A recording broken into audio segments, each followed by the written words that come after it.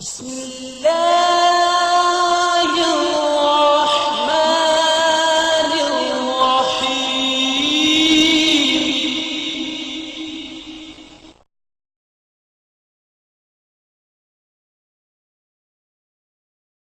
تاکہ تمہیں آزمائے ایکم احسن عملا، عمل کے اعتبار سے تم میں کون سب سے بہتر ہے، اس لیے دنیا کے اندر تم کو بھیجا ہے، اس لیے دنیا کے اندر تمہیں زندگی دی ہے، اور موت دینے والا وہی رب العالمین ہے۔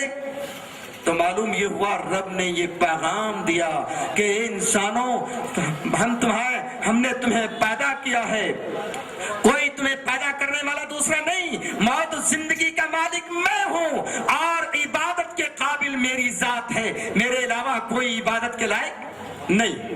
اور اس پیغام کو جو ہے صرف مقرروں کے ذریعے اب تک نہیں پہنچ رہی ہے، بلکہ اس پیغام کو اللہ نے تمام انبیاء کے ذریعے سے پہنچایا ہے۔ تمام انبیاء جو انبیاء بھیجے گئے ہیں، جو رسول بھیجے گئے ہیں، جو میسنجر دنیا میں بھیجے گئے ہیں، ان کے ذریعے سے یہ پیغام رب نے پہنچایا، اور یہ کہا اسی پیغام کو دے کر کے ہم نے دنیا کے اندر رسولوں کو بھیجا۔ چنانچہ قرآن یہ کہتا ہے وَمَا أَرْسَلْنَا مِن قَبْلِكَ مِن رَسُولٍ إِلَّا نُوحِي إِلَيْهِ أَنَّهُ لَا إِلَٰهَ إِلَّا أَنَا فَاعْبُدُونِ۔ ہم نے جتنے رسولوں کو دنیا کے اندر بھیجے سب کے جانب یہ وحی نازل کر دی، سب کی جانب یہ پیغام بھیج دیا کہ میرے علاوہ کوئی الہ نہیں ہے، بس تم میری ہی عبادت کرو۔ دوسری جگہ اللہ نے فرمایا وَلَقَدْ بَعَثْنَا فِي كُلِّ أُمَّةٍ رَسُولًا أَنِ اعْبُدُوا اللَّهَ وَاجْتَنِبُوا الطَّاغُوتَ۔ ہم نے تمام امتوں میں، تمام قوموں میں ہم نے رسول بھیجے ہیں، کوئی دنیا کے اندر یہ نہیں کہہ سکتی ہے کہ ہمارے یہاں رسول نہیں آئے، بلکہ ہندوستان میں بھی، ہندوستان کی جو اتنی بڑی زمین ہے، سرزمین ہند میں بھی جو ہے یقینی طور پر رسول آئے ہیں، مگر وہ کون تھے، ان کے نام کیا ہے یہ ہمیں پتہ نہیں، لیکن قرآن تو یہ کہتا ہے وَلَقَدْ بَعَثْنَا فِي كُلِّ أُمَّةٍ رَسُولًا أَنِ اعْبُدُوا اللَّهَ وَاجْتَنِبُوا الطَّاغُوتَ۔ ہم نے ہر قوم میں رسول بھیجے ہیں، کہیں پر جو ہے یہ بات کہی، جو چاہے وہ جنگل میں رہنے والے ہوں، چاہے دیہات میں رہنے والے ہوں، چاہے شہر میں رہنے والے ہوں، رب کا پیغام رسولوں کے ذریعے سے ہر جگہ یہ پہنچ چکا ہے، اور رب نے اس بات کا اعلان کر دیا ہے۔ تو بہرحال میں کہہ یہ رہا تھا اسلام کیا ہے، اس کے بارے میں تھوڑی بات انشاءاللہ میں آپ کے سامنے رکھتا ہوں، بہت دھیان سے سنیں۔ اللہ تعالیٰ سے دعا ہے کہ جو باتیں میں کہہ رہا ہوں رب العالمین خود مجھے عمل کی توفیق دے، اور ہمارے بھائیوں کے دلوں میں اس کی محبت اور اہمیت ڈال دے، اور ایک دوسروں کی محبت پیدا کرتے ہوئے ہم یہاں سے اٹھیں، اور انسانیت کے لیے بھلائی سوچتے ہوئے، چونکہ اسلام نام ہی ہے سلامتی کا، الاسلام دین المحبہ، الاسلام دین السلام، الاسلام دین الاخاء، اسلام بھائی چارگی کا نام ہے، اسلام محبت کا نام ہے، اسلام اخوت کا نام ہے، اسلام رحمت کا نام ہے، سراسر اس کے اندر رحمت ہی رحمت ہے۔ اسی لیے جناب محمد رسول اللہ صلی اللہ علیہ وسلم نے جب کسی کو دعوت دی تو فرمایا اسلم تسلیم، اسلام قبول کر لو، امن و سلامتی تم پاؤ گے، تمہیں امن ملے گا، تمہیں سلامتی محسوس ہوگا، اسلام کے ذریعے سے امن تمہیں میسر ہوگا، چونکہ اسلام کے اندر جو قاعدے قانون ہے وہ یہ ہے کہ تم سب ایک مالک کی غلام ہو، تم سارے کے سارے غلام ہو، اور غلام کوئی تمہارے مالک انیک نہیں ہے، ایک مالک کے تم سب غلام ہو، ایک ہی آقا کے تم سب غلام ہو۔ الا ان ربکم واحد، الا ان ربکم واحد، لا فضل لعربی علی عجمی، ولا لعجمی علی عربی، ولا لاسود علی احمر، ولا لاحمر علی اسود الا بالتقوی۔ یہ کتنی بڑی بات ہے، اسلام کا پیغام یہ ہے، اسلام کا اعلان یہ ہے کہ کسی کو کسی پر کوئی فضیلت نہیں، کسی عربی کو عجمی پر فضیلت نہیں، کسی عجمی کو عربی پر کوئی فضیلت نہیں، کسی کالے کو گورے پر فضیلت نہیں، کسی گورے کو کالے پر فضیلت نہیں، بلکہ اگر فضیلت کی بات ہے تو وہ تقوی کی بنیاد ہے، وہ اچھائی کی بنیاد ہے، اس کے اچھے عمل اور کردار کی بنیاد ہے، اس بنیاد پر وہ اچھا مانا جائے گا۔ جس کے دل کے اندر رب کی محبت ہوگی، جس کے دل میں رب کے بندوں کی محبت ہوگی، پوری انسانیت کی محبت ہوگی، جس طریقے سے اللہ کے نبی جناب محمد رسول اللہ صلی اللہ علیہ وسلم کو پوری دنیا کے لیے رحمت بنا کر کے بھیجے گئے، اور جس طریقے سے اللہ کے نبی صلی اللہ علیہ وسلم پوری دنیا کے لیے لیے رحمت تھے. میں آپ کو بتاؤں جب یہ امت محمدیہ محمد الرسول اللہ صلی اللہ علیہ وسلم کے طریقے پر زندگی گزارے گی, آپ کے طریقے کے مطابق زندگی گزارے گی, تو یہ پوری امت انشاءاللہ پوری دنیا کے لیے رحمت ثابت ہوگی. پوری دنیا کے لیے رحمت ثابت ہونے کے لیے ہم رسول کی بات ہمیں ماننی پڑے گی, رسول کی اتباع کرنی پڑے گی, رسول کے فرمان کے مطابق اپنی زندگی گزارنی پڑے گی. اللہ تعالی ہم سب کو اس بات کی توفیق نصیب فرمائے کہ اللہ کے نبی جناب محمد رسول اللہ صلی اللہ علیہ وسلم کی جو ہے اتباع کرے اور آپ کے فرمان کے مطابق زندگی گزارے. بہرحال میں یہ کہہ رہا تھا, میں نے جو پہلی آیت جو پڑھی تھی اس پر ہم تھوڑی روشنی ڈالتے ہیں. ان الدین عند اللہ الاسلام, بے شک دین اللہ کے نزدیک اسلام ہے.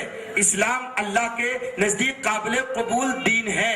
اس کا مطلب یہ ہوا کہ اللہ تعالی اس بات کو پسند کرتا ہے کہ انسان اپنے آپ کو مکمل طور سے مالک کے سامنے سپرد کر دے اور اپنا منمانی کرنا چھوڑ دے, بلکہ پوری کی پوری زندگی مالک کے یعنی اللہ کے حوالے کر دے اور اس کے قانون کا وہ پابند ہو جائے, اس کے قانون کا پابند ہو جائے. اور رب کے قانون کا پابند ہونے والا انسان وہ مسلم کہلاتا ہے. یاد رکھیں, مسلم اسے کہتے ہیں جو مکمل طور سے اپنے مالک اپنے پیدا کرنے والے کے قانون کا پابند ہو جائے, اسی کو مسلم کہا جاتا ہے. جس طریقے سے جو ہے قرآن کی ایک آیت کے ذریعے سے آپ اس بات کو معلوم کر سکتے ہیں. اللہ تعالیٰ نے حضرت ابراہیم علیہ السلام جو اللہ کے نیک بندے اور بہت ہی جو ہے اولو العزم پیغمبر تھے, اللہ نے فرمایا وَإِذْ قَالَ إِبْرَاهِيمَ رَبُّهُ أَسْلِمْ قَالَ أَسْلَمْتُ لِرَبِّ الْعَالَمِينَ. اور جب ابراہیم علیہ السلام سے اس کے رب نے یہ کہا اسلم, تو اپنے آپ کو میرے حوالے کر دو, اسلم اپنے آپ کو سونپ دو, اسلم. قال اسلمت لرب العالمین, اے پاک پروردگار, اے میرے پیدا کرنے والے, اے میرے مالک, میں نے اپنے آپ کو تیرے حوالے کر دیا. اب میں اپنی زندگی میں کوئی بھی عمل تیرے قانون کے خلاف نہیں کروں گا. تیرا جو فرمان ہوگا اس فرمان پر عمل کرنے کے لیے اپنی جان کی بازی لگا دوں گا. اپنے آپ کو جو ہے اپنے آپ کو اپنے مال کو اپنی جائیداد کو ساری کی ساری چیزوں کو میں تیرے حوالے کرتا ہوں. اس لیے کہ مومن اسے کہتے ہیں جو سارے کے سارے اعمال اسی کے لیے کرتا ہے, کسی اور کے لیے نہیں کرتا. اللہ نے فرمایا قل ان صلاتي ونسكي ومحياي ومماتي لله رب العالمین. اے محمد صلی اللہ علیہ وسلم اس بات کا اعلان فرما دو, ان صلاتي, بے شک کہ میری نمازیں اور میری قربانیاں اور میری نمازیں اور میری قربانیاں اور میرا زندہ رہنا اور میرا مرنا للہ رب العالمین, یہ سب کچھ اللہ کے لیے ہے. تو ایک بندہ مکمل طور سے جب اللہ کے حوالے کر دیتا ہے تو رب العالمین اس سے محبت کرتا ہے, رب العالمین اسے پسند کرتا ہے اور اسے جہنم سے بچا کر کے جنت میں, نرک سے بچا کر کے سورگ کے اندر اسے جگہ عطا فرما دیتا ہے. اور وہی انسان کامیاب ہے جو جہنم سے بچ جائے اور جنت میں چلا جائے. اس لیے کہ یہ زندگی ہماری تھوڑی سی زندگی ہے, معمولی سی زندگی ہے, اور آخرت کے مقابلے میں دنیا کی زندگی کوئی حیثیت نہیں ہے. ایک دن جس کو ایک دن بھی نہیں کہا گیا, بلکہ یہ بات بتائی قرآن کے ذریعے سے یہ بات معلوم ہوتی ہے. قیامت کے روز جب ان سے لوگوں سے سوال ہوگا کہ دنیا میں تم کتنے دنوں تک رہے, تو وہ یہ کہیں گے کہ ایک شام کو تھے یا ایک صبح تھے. اسے اندازہ لگائیے کہ قرآن جو تصور پیش کرتا ہے کہ دنیا کی زندگی کا کہ جو ہے کتنے دنوں تک دنیا کے اندر تم نے زندگی گزاری, تو وہ کہیں گے کہ ایک شام یا ایک صبح تھے. چاہے ان کی زندگی 100 سال کی ہو یا یہاں تک کہ 1000 سال کی بھی اگر کسی کو زندگی ملی ہو تو وہ بھی یہی کہے گا ایک شام کو یا ایک صبح. یعنی اس زندگی کو اس زندگی سے آپ ملا کر کے دیکھیں تو اندازہ یہ لگے گا کہ اس کی کوئی حیثیت نہیں. آخر میں آخرت اصل چیز ہے, اسی لیے اسے بنانے کے لیے ہمیں اس زندگی کی پرواہ کرنے کی ضرورت نہیں ہے. اس زندگی میں ہم رب کے فرمان کے مطابق اگر عمل کریں گے تو یقینی طور پر ہمارے تمام کے تمام بھائی ہم سے فائدہ ہی فائدہ اٹھائیں گے. اور ایک بات اور یاد رکھ لیجئے گا, گا. اللہ کے نبی جناب محمد رسول اللہ صلی اللہ علیہ وسلم کا فرمان ہے خیرکم من ینفع الناس، تم میں سے سب سے بہتر انسان وہ ہے جس سے عام انسان جو ہے زیادہ سے زیادہ جو ہے فائدہ اٹھائیں. سب سے زیادہ جو ہے لوگوں کو فائدہ پہنچانے والا وہ انسان سب سے تم میں بہتر ہے. خیرکم من ینفع الناس، جو لوگوں کو فائدہ پہنچاتا ہے. تو بہرحال اس حدیث پر بھی آپ غور کریں اور اسلام کا جو نظریہ ہے، جو اسلام کا جو ایک پیغام ہے وہ کتنا عام ہے. بہرحال کہہ یہ رہا تھا کہ میرے بھائیوں آخرت اصل چیز ہے، اس کی ہمیں تیاری کرنی چاہیے اور جو ہے آخرت میں نرک سے بچ جانا اور سورگ میں چلا جانا، جنت میں چلا جانا اور جہنم سے بچ جانا، یہی اصل میں کامیابی ہے. تو پہلے میں دعا کرتا ہوں اے پاک پروردگار، اسلام کے ذریعے یعنی تیری بات کو ماننے کے ذریعے، تیرے قانون کو ماننے کے ذریعے، تیرے سامنے اپنے آپ کو سپرد کر دینے کے ذریعے، اس کے عوض میں، اس کے بدلے میں تو ہمیں جہنم سے بچا لے اور جنت میں داخلہ فرما دینا. اور اے اللہ تو ہمیں آخرت کی جو ہے پریشانیوں سے محفوظ کر دینا. اس لیے کہ آخرت کی کامیابی اصل کامیابی ہے میرے بھائیوں. کیا خیال آپ لوگوں کا ہے؟ اصل کامیابی جو ہے آخرت کی کامیابی دینا. اور اے اللہ تو ہمیں آخرت کی جو ہے پریشانیوں سے محفوظ کر دینا. اس لیے کہ آخرت کی کامیابی اصل کامیابی ہے میرے بھائیوں. کیا خیال آپ لوگوں کا ہے؟ اصل کامیابی جو ہے آخرت کی کامیابی ہے. دنیا میں کامیاب ہو گئے تو جو ہے یہ بڑی بات نہیں. بہت بڑے بڑے کامیاب آپ دیکھے ہوں گے، لیکن کتنے دنوں کے لیے، کتنے دن تک یہاں رہیں گے؟ آخر دنیا سے ان کو جانا ہی ہے اور پتہ بھی نہیں ہے آج جائیں گے کہ کل جائیں گے. کس کو معلوم ہے؟ کن کو پتہ ہے کہ یہاں سے جا کر کے پھر اپنے گھر ہم پہنچتے ہیں نہیں پہنچتے ہیں؟ یہ رب کو معلوم ہے. بہرحال رب نے اس معاملے میں یہ قرآن کے ذریعے سے یہ بات ہمیں بتا دی ہے. فرمایا کل نفس ذائقۃ الموت وإنما توفون أجوركم يوم القيامة. كل نفس ذائقۃ الموت، ہر نفس کو موت کا مزہ چکھنا ہے. وإنما توفون أجوركم يوم القيامة. اے انسانوں اس بات کو اپنے ذہن کے اندر بٹھا لو، جو کچھ بھی تم عمل کرتے ہو، جو کچھ بھی کام کرتے ہو، جو کچھ بھی تمہارے اعمال ہیں، ایک ایک عمل کے بارے میں تمہیں بدلا دیا جائے گا قیامت کے روز. اگر تم پڑوسیوں کے لیے پریشانی بنے ہوئے ہو، یہ بھی لکھا جا رہا ہے. اپنے بستی والوں کے لیے تم پریشانی بنے ہوئے ہو، ان کو تکلیفیں پہنچاتے ہو. تمہارے سامنے تمہارے جو ہے قریب میں جو لوگ رہتے ہیں، اگر تمہارے عادات سے، اخلاق سے، اطوار سے تمہارے لوگ پریشان ہیں تو یہ باتیں بھی اس کے اندر لکھی ہوئی ہے. ساری باتیں لکھی جا رہی ہیں. وَإِنَّمَا تُوَفَّوْنَ أُجُورَكُمْ يَوْمَ الْقِيَامَةِ.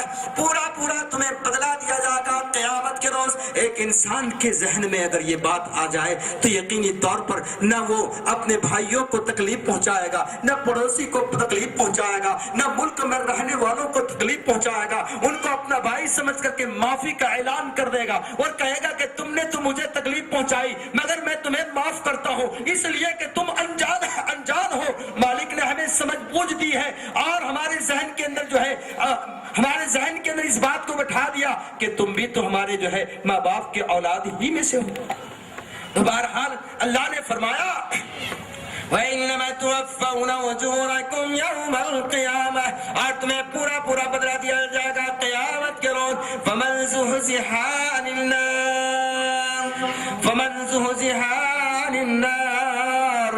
جو شخص جہنم سے بچا لیا گیا، وَأُدْخِلَ الْجَنَّةَ، اور جنت میں داخل کر دیا گیا، فَقَدْ فَازَ، بس وہ کامیاب ہو گیا. یعنی جہنم سے بچ جانا اور بہت بڑی کامیابی ہے، اور جنت میں چلا جانا بہت بڑی کامیابی ہے. فرمایا فَقَدْ فَازَ وَمَا الْحَيَاةُ الدُّنْيَا إِلَّا مَتَاعُ الْغُرُورِ. یہ دنیا کی زندگی یہ دھوکے کا سامان ہے. اس لیے میرے بھائیوں اس حقیقت کو جانو کہ اسلام کیا ہے اور اسلام کیا کہتا ہے. یہ اسلام اللہ کا دین ہے اور رب نے فرمایا قرآن کے ذریعے اعلان کر دیا وَمَن يَبْتَغِي غَيْرَ الْإِسْلَامِ دِينًا فَلَن يُقْبَلَ مِنْهُ وَهُوَ فِي الْآخِرَةِ مِنَ الْخَاسِرِينَ.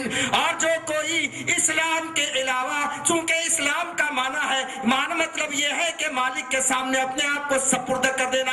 غیر اسلام کا مطلب یہ ہے کہ مالک کی بات کو نہ ماننا. تو اللہ نے فرمایا وَمَن يَبْتَغِي غَيْرَ الْإِسْلَامِ دِينًا, جو کوئی اسلام کے علاوہ راستہ اختیار کرے گا, یعنی اپنے مالک کو ماننے کے بجائے جس نے اس کو پیدا نہیں کیا ہے, جس نے اس کو جو ہے زندگی نہیں دی ہے, جو مالک جو موت کا مالک نہیں ہے, جو کسی چیز کا مالک نہیں ہے, ساری چیزوں کا مالک صرف وہ ہے, اس کو چھوڑ کر کے کسی اور کے قانون کو مانتا ہے, اس کو چھوڑ کر کے کسی اور کی عبادت کرتا ہے, کسی اور کی پوجا کرتا ہے, تو رب اپنے کلام کے ذریعے اعلان کرتا ہے, قرآن کے ذریعے اعلان کر رہا ہے وَمَن يَبْتَغِي غَيْرَ الْإِسْلَامِ دِينًا فَلَن يُقْبَلَ مِنْهُ وَهُوَ فِي الْآخِرَةِ مِنَ الْخَاسِرِينَ. جو کوئی اسلام کے علاوہ راستہ اختیار کرے گا, یہ پیغام چونکہ رب کا ہے, قرآن کا ہے, اسی لیے میں صاف ستھرے انداز میں آپ تک میں پہنچا دینا چاہتا ہوں.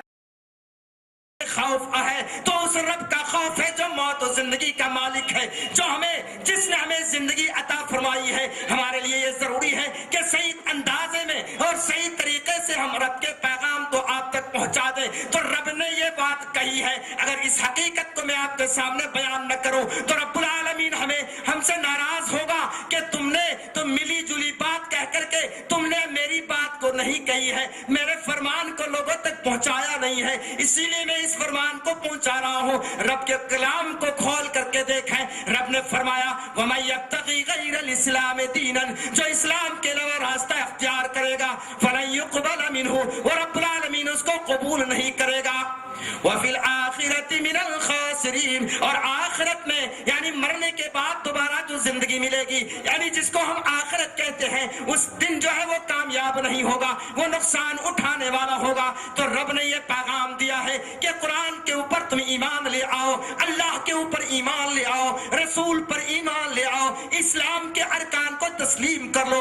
اسلام کے ارکان 5 ہیں, اس کی بنیادیں 5 ہیں, جس کے بارے میں اللہ کے نبی جناب محمد رسول اللہ صلی اللہ علیہ وسلم نے فرمایا بنی الاسلام علی خمس شہادت لا الہ الا اللہ و اقام الصلاۃ و ایتاء الزکاۃ و صوم رمضان و حج البیت. بخاری کے اندر اور مسلم میں دونوں کے اندر یہ چیز جو یہ حدیث موجود ہے, کچھ جو ہے الفاظ کی تبدیلی کے ساتھ. تو اللہ کے نبی صلی اللہ علیہ وسلم نے فرمایا اسلام کی بنیادیں جو ہے 5 ہیں. پہلی بنیاد, اس بات کو اچھی طرح سے جان لیں, جب تک کہ پہلی بنیاد کو تسلیم نہیں کریں گے, پہلی بنیاد کو نہیں سمجھیں گے, دوسری ساری بنیادیں کمزور رہیں گی, دوسری ساری بنیادیں جو ہے غیر مقبول ہوں گی, یعنی قابل قبول نہیں ہوگا. جب تک کہ پہلی بنیاد صحیح نہ ہو تو دوسری بنیادوں کا کوئی جو ہے وجود ہی نہیں ہے. جس طریقے سے کسی مکان کے لیے جو سب سے نچلے درجے کی جو بنیاد ہوتی ہے اور جس سے جو ہے تاکہ مکان جو ہے ہل نہ جائے, اس کی دیواریں کمزور نہ ہو جائے, جب تک کہ اس کی دیوار مضبوط جو ہے اسی وقت رہے گی جب آپ اس کی بنیاد کو مضبوط کریں گے. تو اسلام کی پہلی بنیاد توحید ہے, اسلام کی پہلی بنیاد کلمہ شہادہ ہے, اور کلمہ شہادہ کے اندر 2 باتوں کی گواہی ہے. میں یہ چاہتا ہوں کہ آپ اچھی طرح سے جان لیں کہ اسلام کیا ہے, ورنہ صرف میں اسلام بار بار آپ کے درمیان جو ہے کہتا چلا جاؤں اور یہ پتہ نہ چلے کہ اسلام کیا ہے, اس کی بنیادیں کیا ہے اور کس چیز کی کیا اہمیت ہے, تو یقینی طور پر جو ہے اس پورے پروگرام کی اہمیت بھی باقی نہیں رہے گی. تو پہلی بنیاد جو ہے وہ کلمہ ہے, یعنی اشہد ان لا الہ الا اللہ و اشہد ان محمدا عبدہ و رسولہ. یہ باب الداخلہ ہے, اسلام کے اندر انٹر ہونے کے لیے راستہ ہے, یہ دروازہ ہے, یہ ڈور ہے. کس کے لیے؟ اسلام میں پرویش کرنے کے لیے, اسلام میں داخل ہونے کے لیے. اشہد ان لا الہ الا اللہ و اشہد ان محمدا عبدہ و رسولہ. پہلی بنیاد یہ ہے کہ اس بات کی گواہی, اس بات کی گواہی, اور گواہی آدمی کس بات کا دیتا ہے؟ جس بات پر یقین ہو, کامل یقین ہو, وہی گواہی دیتا ہے, اور اسی کو گواہی دینی چاہیے. جس پر یقین نہ ہو اس میں گواہی نہیں دینی چاہیے. بہرحال پہلی گواہی یہ کہ اللہ کے بارے میں جو ہم سب کا خالق ہے, ہم سب کا مالک ہے, جس نے ہمیں پیدا کیا ہے, جس نے ہمارے لیے زمین کو پیدا کی ہے, جس نے ہمارے لیے چاند سورج کو پیدا کیا ہے, جس نے ہمارے لیے سارے انتظامات کیے ہیں, جس نے دنیا کی ساری چیزوں کو جس نے ہمارے لیے پیدا کیا ہے. چنانچہ قرآن کہتا ہے وَخَلَقَ لَكُم مَّا فِي الْأَرْضِ جَمِيعًا, اور ہم اے انسانوں ذہن میں بٹھائیے کہ رب تمام انسانوں کو یہ کہہ رہا ہے, اے انسانوں ہم نے زمین کی ساری چیزیں تمہارے لیے بنائی ہے. وَخَلَقَ لَكُم مَّا فِي الْأَرْضِ جَمِيعًا, جو کچھ زمین کے اندر تم پاتے ہو یہ ساری کی ساری چیزیں تمہارے لیے ہے. یہ رب نے کتنا بڑا کرم کیا ہے. دنیا کے اندر جس چیز کو بھی پیدا کیا ہے اس میں انسان کے لیے فائدہ ہے, اس کے انسان, مگر ہم نہیں جانتے ہیں, ہمارے پاس اس بات کا شعور نہیں ہے. تحقیق کرنے والے تحقیق کرتے ہیں کہ جو ہے کیا کیا فائدے, کس چیز کے اندر کون سا فائدہ ہے. آج سائنس کا دور ہے, ہر چیز کے اندر کوئی نہ کوئی مقصد ہے, کوئی نہ کوئی مطلب ہے. بہرحال ساری چیزوں کو رب نے ہمارے لیے پیدا کیا. اب سوال پیدا یہ ہوتا ہے کہ ساری چیزوں کو اللہ نے ہمارے لیے یعنی انسانوں کے لیے پیدا کیا ہے. اب یہاں سوال یہ ہوتا ہے انسان کس کے لیے ہے.